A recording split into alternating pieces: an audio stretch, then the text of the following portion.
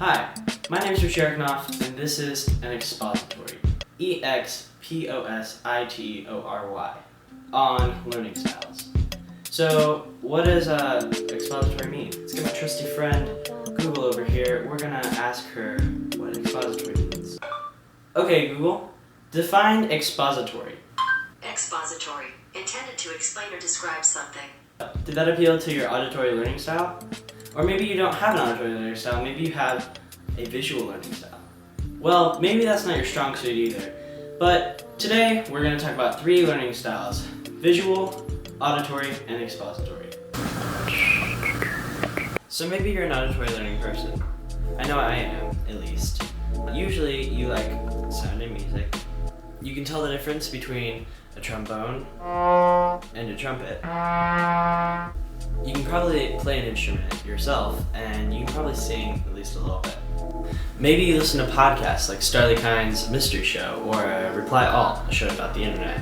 I bet you know all the words to your favorite song, and you probably maybe have made a jingle about something you had to learn in school. Your favorite phrase might be, "That sounds about right," or "Can you tune into what I'm saying, please?" One of the ways you can use your learning style to your advantage is by using sound recordings to help you visualize something.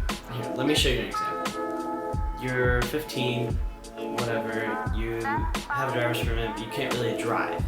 So you're like learning how to drive and all this stuff, and you're like, hey, I want to learn something. Like you want to go, you want to learn or practice how to get in the car and start it, back out of the garage or something like that.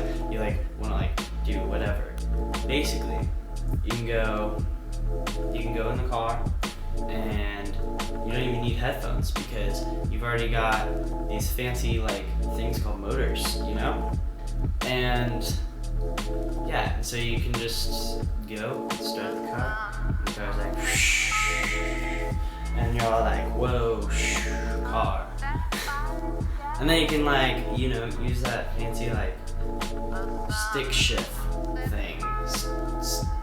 Use that fancy thing in the middle. And and yeah, that's kind of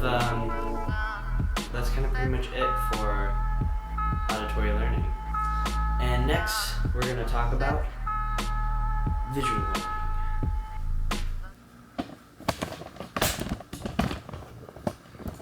Okay, so what you just saw was visual learning. This is visual learning. What you're watching right now, looking at a photo, a graph, a picture, really anything you look at can be visual learning. Reading can be an amazing way for visual learning to learn something, as well as whiteboards, photos, navigation, visual art. Sometimes they'll say stuff like, let's draw a diagram, or sometimes they just can't picture it. Now let's move on back and talk about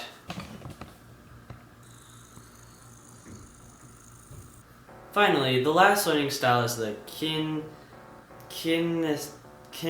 the physical style. It's a really touchy-feely kind of style.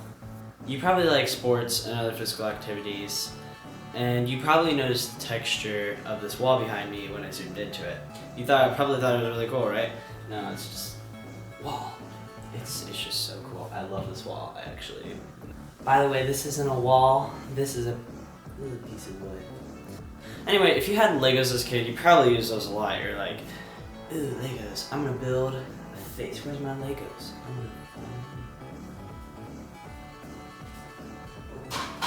Here we go. Fine. It's gonna be the most exciting thing in the world. There we go. This is a park with a roof. Beautiful. Oh. So yeah, if you have a physical learning style, you probably are interested in something like architecture or something really hands-on, and you probably, when you look at reading pages, you probably don't actually read them word for word all the time. You might kind of skim through them at first and then kind of read it a little bit more in depth. It's also really easy for you to use body language, so if you present a lot, it's probably really easy for you because you're just